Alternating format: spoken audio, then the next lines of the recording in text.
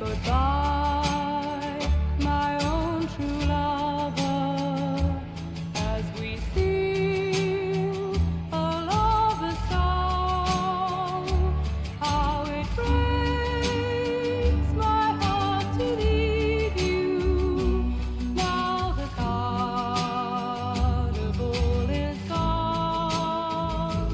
High above, the dawn is waking, and my tears are falling rain, for the carnival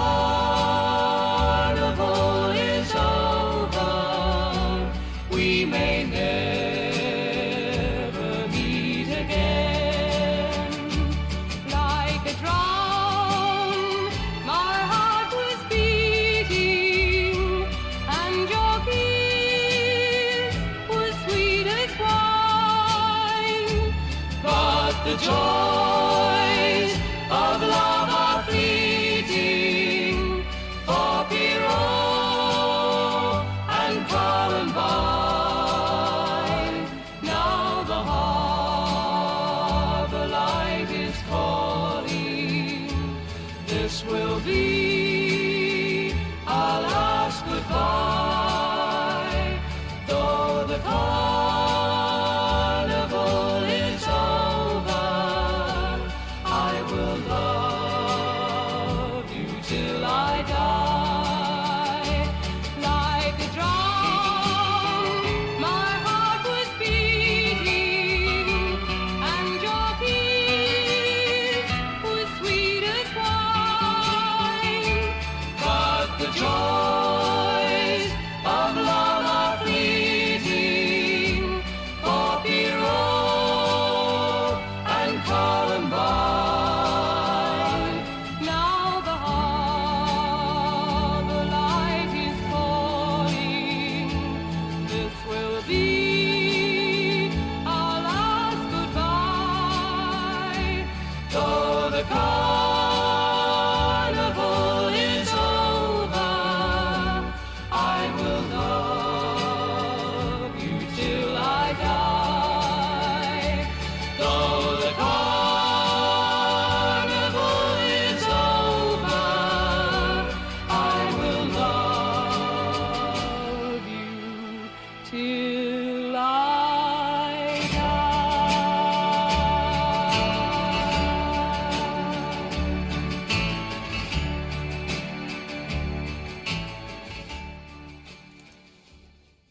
And good morning to everybody. It's a sombre occasion upon that we find ourselves here, but we all knew Nance, Leanne, and the one thing any time that we spoke to her, she was always happy. She always had something to tell you. She always had something upbeat to say. And I know she's up there looking down on us today. And I know she would want this to be a celebration of her life, of all the happy things that happened, of all the memories, the good memories that we have of her, because they're the memories that we shall carry forward for a lifetime. And again, we know she's up there. She's up there. She's looking down at us, on us, and she's got a big smile on her face. She's got that laugh, that lovely Leanne only laugh that we all have come to know and love. And there are friends here, there are families. She had another family on the radio. I've found myself to be part of that. I remember when I started, nervous as anything I was, about 9 years ago, doing the first shift on commercial radio.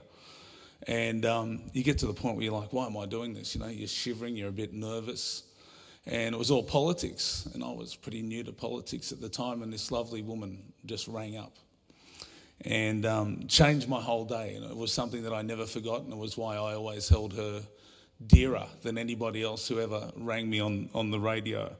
And I spoke to Sharon, and Sharon said, look, we'll play some of that audio here, and it was a lot of it I picked from 2014 when she was really at her best. She really made some of her best calls. We've got one of her singing one of her favourite songs that she would make up, and she would like to play along on those bongos.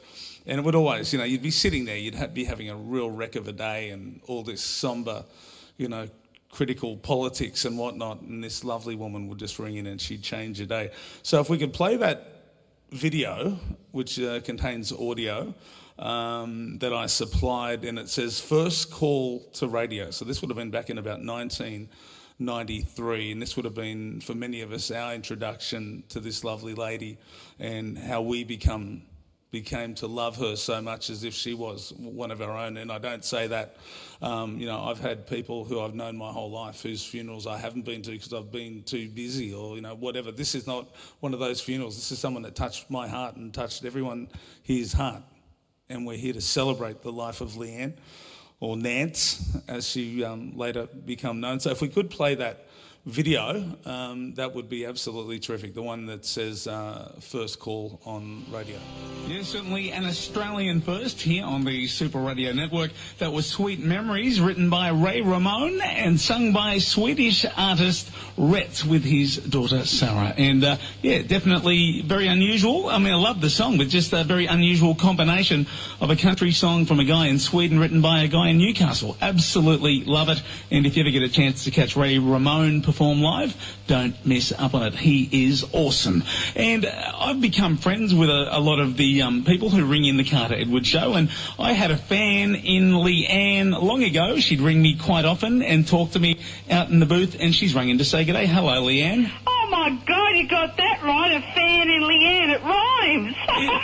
It does. You know what? It actually rhymes, darling. It does. Not as good as, of course, the I remember Carter interviewed you one night, and you kind of suggested me for this job. Yeah. And you had a little jingle for me. Yeah.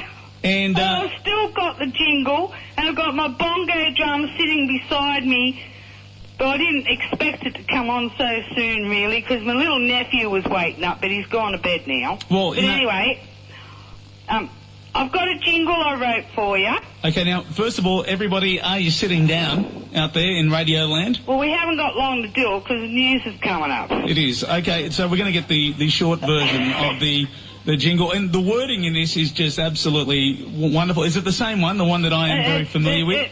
Majority of it's the one name. Okay. All right. All right, I'm ready. Ready? I'm strapped into the chair. I'm good to go.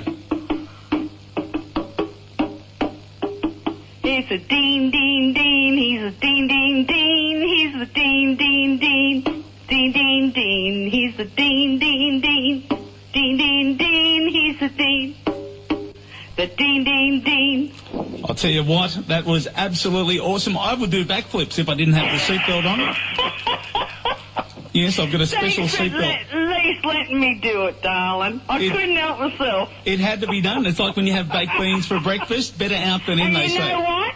You're the best voice I've heard on the radio in quite some time. I really appreciate that. I can hear you listening to all your callers calling in, and you give them a chance to speak their mind, and that's what we all want.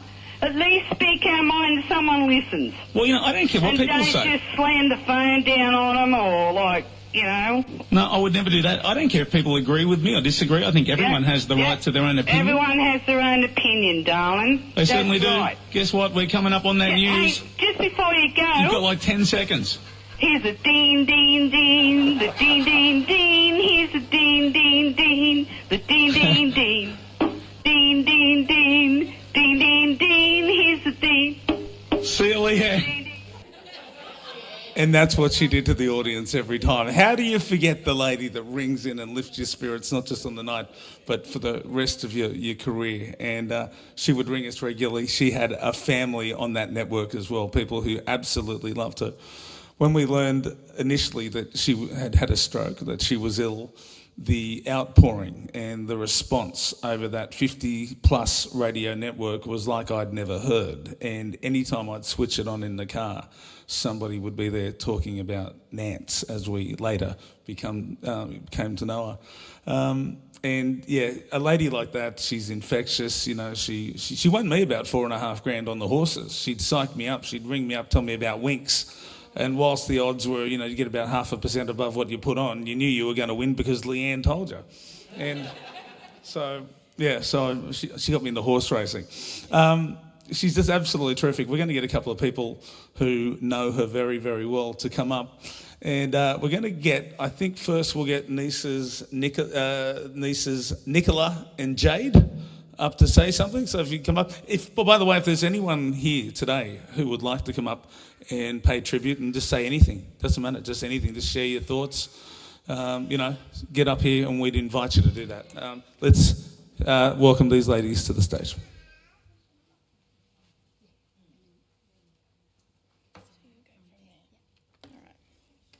Good morning, everybody. Thank you for coming to celebrate the life of our Auntie Nance this morning. Leanne Maree Clarke was born on the 26th of March 1962 at the Mater Hospital to adoring parents Beverly and John Clarke. Although she was christened Leanne, she was most lovingly known as Nance to her family and friends. The nickname Nance first and foremost came about because little sister Raquel couldn't pronounce Leanne. The nickname then stuck, and one night a young Nance came running down the hall after a shower, and her dad aptly dubbed her Nancy No Pants, and there was no escaping that nickname now. Leanne was the eldest of 4 children. She played mother hen to her sister Sharon, brother Peter, and baby sister Raquel, of whom she was particularly protective of, and was a very proud sister to them all. The family grew up in Cohiba, with Nance attending Cohiba Primary School and moving on to Whitebridge High School in her teenage years, and was popular within her group of friends, many of whom she still kept in contact with to this day. To name a few, Janelle Dart, Janine Harrison and Michelle Kane.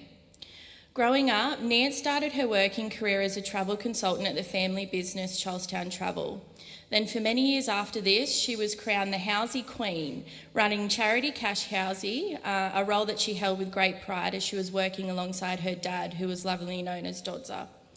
She had a number of other fulfilling jobs across her career, including becoming an established and successful Avon representative, of which she received many awards and trophies over the years. And there's one just over there. At around 17 or 18, Nance was a page 3 girl in the local paper, which in those days was a huge deal. When Nance came of age, she loved going to the classy lady disco, dressed to the nines with her Farrah Fawcett flick hairdo, where she would boogie the night away. Sharon, or Shonny as we know her, added to this memory, "Sorry, Nance, I cut the straps off your Jane Debster shoes, which were your favourite classy lady stilettos," and that's something she never really forgave her for. She spent a lot of time at the stables and the racetrack with her dad and his racehorses, although we aren't sure whether this was due to her love of horses or to have a cheeky pervert that jockeys. Her first boyfriend was a jockey, so we'll leave that up to you. When she wasn't around the horses, you could find Nance at the greyhound track with her friend Nellie. Nance married twice, both sadly not to be. This is when she shocked everyone by announcing her move from the big city life to small living in Paterson, New South Wales. In Nance's words, she adored the country lifestyle. It took some adjusting from the fast city life to a more reserved and slow-moving one. Shortly after settling in Paterson, she met her life companion Les, who she cared deeply for and shared a lot of time with, enjoying many camping and fishing trips with her beloved dogs, Bindi and Nikki in tow. Nance had a fun-loving, vivacious personality, and she was loved fiercely. One of her greatest loves was animals. She was unapologetically passionate about caring for and helping animals both big and small. Over the years, she participated in showing her dogs at local shows and collected many ribbons for her achievements. Gosh, she got a lot of things, didn't she? Overachiever. Yeah. She volunteered at the RSPCA. Heck, she even took it upon herself to phone the Cincinnati Zoo, as in overseas. Yeah. She rung America, guys. She rung America. To let them know her disgust and outrage she had for the depth of the Harambe, the gorilla. I'm really bad at grammar, guys. She was heartbroken when her beloved Labrador Bindi passed away, but happiness soon found its way back when she rescued her greyhound Nikki. And if you see over there, there's a beautiful painting of Nikki. She adored her pets and in her final days was more concerned about Nikki than herself. As Nance's health deteriorated, so increased the time she spent at home, where she loved exploring her artistic flair and got a huge amount of enjoyment out of her 2HD family. They gave her company and comfort, for which we'll be grateful for. I'm sure Dean will highlight Nance's radio career in more detail. Nance's family will miss her multitude of calls day and night. We will miss hearing her singing her rendition of Little Drummer Boy live on the radio each Christmas Day, and we will miss that infectious laugh that she was ever so famous for. We hope that you are reunited with Bindi and Dodza once again. We also know you have waited for one of those long hugs for such a long time. Our lives will never be more dull without you in it. The colour of you will always remain through the endless fond memories we hold dear to our hearts. Hooroo, darling. And I'm just reading on behalf of Nance's cousins and Auntie Pat, and so Julie, Brett and Daryl. So this one is from cousin Julie. When we were in our early teens, we went to Lambton Pool together. I somehow lost a tooth. And after looking for it some time, we gave up. But Leanne insisted that they drain the pool so we could find it. As we were climbing up the ladder to get it, Leanne yells out, "Jules, I found it!" It was between her toes. Gross. Rest in peace, Leanne, to be united with your beloved Dodza. And then this one comes from cousin Brett, born on the same day, but Leanne a year older. When we stayed at Mars, when we were around 5 and 6 years old, she would take us to work early in the mornings cleaning L&R RSL. The pokey room was always profitable, finding loose change on the floor, under the mats. Then I came up with the idea of getting a broomstick and putting chewing gum on the end and hit the jackpot so we could reach the 5-cent pieces behind the machine. Leanne told me that story every time she rang for the last 30 years.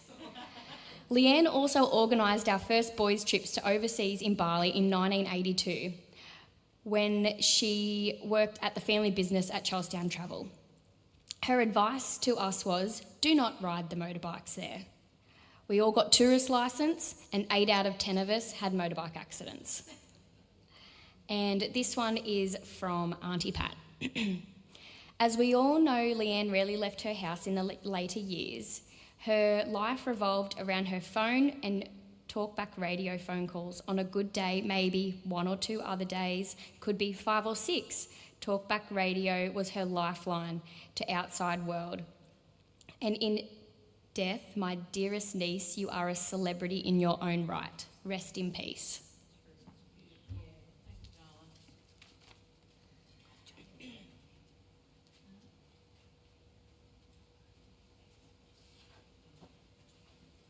Thank you, ladies. We appreciate that. And are there any other relatives here who would like to get up and say something? I think it would be terrific. Any fond memory that you have, any particular story that she may have related to you? If you'd want to get up at any point, just put your hand up and come up. She would love it. She would absolutely love it if you would do that, and she's listening. I just have really one fond memory of Nance. One night we left the Huggies disco. You were driving, Lise, and we're in the little green Cortina, and we've driven past the Palais, and there's a big kerfuffle out the front of the Palais, and we're like, oh no, police, what's going on? We drive around, park at the back. Nance is there beside her car. She's got a shattered windscreen. She ran someone over. Right? And she's out there and we're like, what happened? What happened? And she goes, oh, I just ran someone over. So we follow her out the front. And she goes up to the policeman and she tells them that she's a policewoman. And she's here and everything's all right now that she's here. And then someone else in the background goes, that's her. And everyone is like, and Nance is like, I didn't do it. But she's still standing there insisting that she's a policewoman. And then one other quick thing I remembered was, I think you were in Hong Kong, Bev, and we've come home to your house, and Carolyn reminded me of this last night. We were all just plastered. And I've tripped up the stairs and grabbed the curtains along the front arched windows and ripped about 40 metres of curtains down as I've charged up a thing like this. And Nance has gone, oh no, Mum's going to kill us, everyone be quiet. She turns right into the lounge room and trips over Dodds laying down on the floor asleep. And everybody knew we were home then and that the 40 metres of really pretty curtains, sorry Bev, I'm so sorry, were all ripped down. And Dodds is still sort of half asleep on the floor, and by that stage it was just too much. So that's just a couple of really, really beautiful memories I have of Leanne and us all together. You're welcome. I love Leanne. Just one last thing. Sharon said to say something. She said, she's my sister and I'll always love her.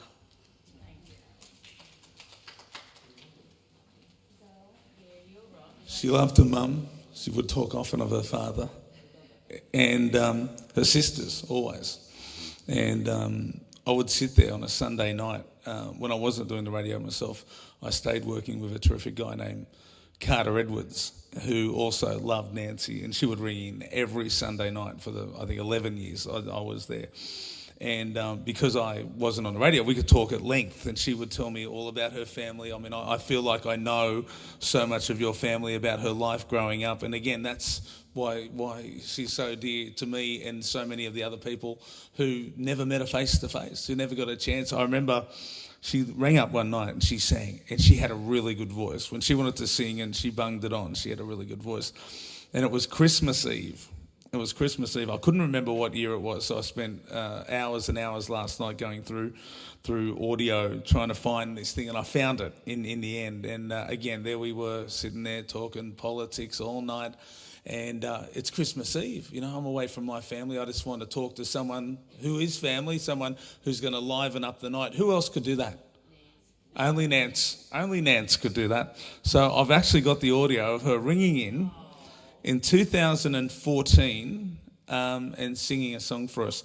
So if you could play that video, it's obviously you're only going to get the audio, but if you could play the one of her singing the Christmas carol, that would be terrific. Come, they told me, per-rum-pa-pum-pum, a newborn king to see, per-rum-pa-pum-pum. Our finest gifts we bring, per-rum-pa-pum-pum, to lay before the king, per-rum-pa-pum-pum, rum-pa-pum-pum, rum-pa-pum-pum. So to honor him, per-rum-pa-pum-pum, when we come, little baby, per-rum-pa-pum-pum, I am I'm a poor boy to per-rumpa-pum-pum. I have no gifts to bring per-rumpa-pum-pum. That's fit to give our king per-rumpa-pum-pum. Rumpa-pum-pum, rumpa-pum-pum. Shall I play for you per-rumpa-pum-pum? Live radio. On my drum. That was Leanne. Almost done. Oh. Hang on, the mother's nodding. Oh. Mary nodded per-rumpa-pum-pum. The ox and lamb kept time per-rumpa-pum-pum. I played my drum for him per-rumpa-pum-pum. I played my best for him per-rumpa-pum-pum. Rumpa-pum-pum, rumpa-pum-pum. Then he smiled at me per-rumpa-pum-pum. Me and my drum.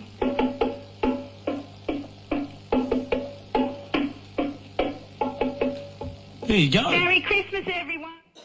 Big finish. The Little Drummer Boy by the Little Drummer Girl, and she would do that every time she rang in. Again, I've got to say this. You know, you could imagine how many callers we would get working on a national talkback radio, and none who ever rang me compelled me like that woman to A, get involved, to B, to care. I literally cried when I got your message at 3 o'clock that morning, and I know a lot of other people did too. And she was just part of our lives. I mean, I've got relatives who I don't speak to nearly as much as I got to speak to Leanne over the last 10 years. And when you talk to someone that much, I mean, they become a part of your life. They become friends. They touch you deeply, as each and every one of you here would know.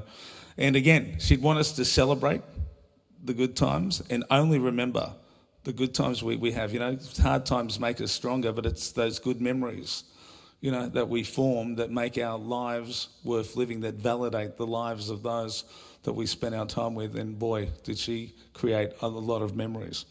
I've got one more little bit of audio about her ringing, telling us about her learning to ride a push bike. So if we could play that, and then we'll get on with the rest of it. But I just thought it would be terrific I mean, she's here anyway. You know, we can feel her. But to hear her, I just think it's something else. And the one good thing about radio, it's the only way you can record your telephone calls for 10 years without it being creepy. So if you could play that, that'd be terrific. About push bikes, Yeah. it took me till I was 11-year-old to learn how to ride one. Yeah. I borrowed my brother's dragster, took it up this steep hill in Cohiba. Yeah. He didn't know I took it. I walked it up because I couldn't ride. As you do. Everyone was making fun of me because I couldn't ride a bike. Okay. So I've gone up this really steep hill, got to the top of it, sat on the bike, just put my foot up, and all of a sudden as I'm going down the hill and thinking, oh my God, I'm going to have to turn here. That's always a good idea. Sharp right hand turn, I did it, and next thing you know, the bike slows down on the flat and my feet go on the pedals and I was pedalling. There you go. I did it all by myself without anyone knowing. It's like jumping in the deep end, isn't it? Yeah, and they were the best, the old dragster bikes. I reckon they were got nice long seat and a sissy bar on the back. You know, I think the whole term sissy bar as a kid kind of put me off the whole thing. Now, here's a question. Have you evolved to the point, can you do a wheelie? Yes. No. We were working on that. All right. Anyway, so I just want to speak on behalf of not only you lot, but again, the tens of thousands of people who she touched every week. And she was a radio star. I kid you not, she was a radio star. She was more popular than any one announcer on that network, because some people only listen to one of us, or, you know, everyone listened to her. Everybody listened to her, whether you turned it on at 2 o'clock in the morning, whether John Laws was on, it didn't matter who you rang, Richard King, who she won a stack of prizes off, by the way. She did very well on the radio.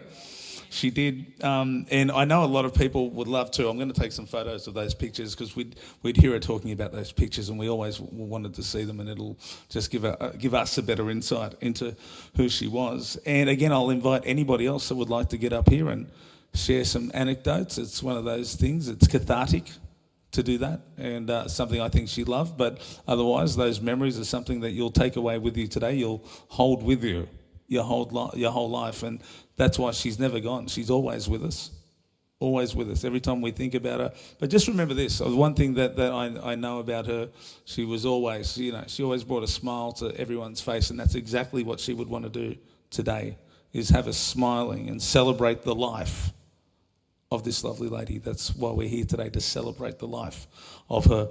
Okay, so thank you to everyone that's come today to pay tribute to Leanne, to Nance.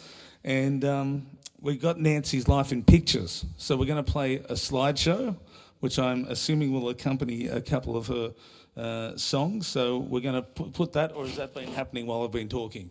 All right, so we're going to do Lance's Night. I get it right in the end. I shouldn't be working on radio, should I? Nance's Life in Pictures.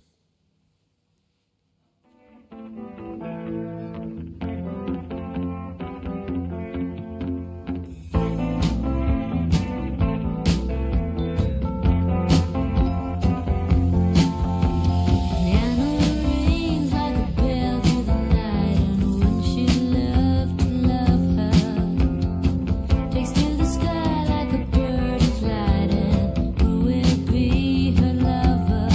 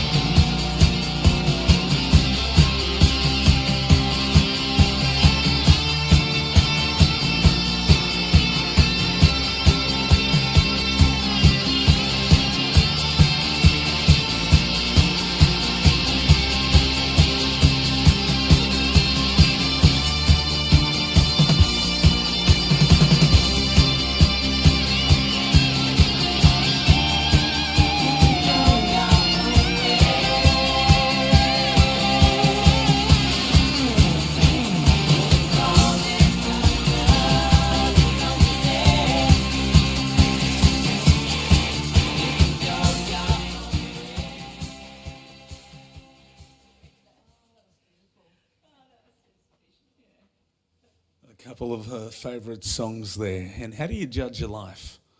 It's by the quality of people that surround you, by the quality of things that you did and how much happiness was in your life. And I think Leanne's life was a resounding success. The people that have joined us here today, an absolute testament to that.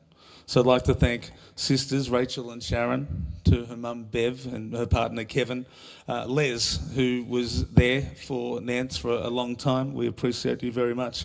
Cookie came all the way down from Queensland.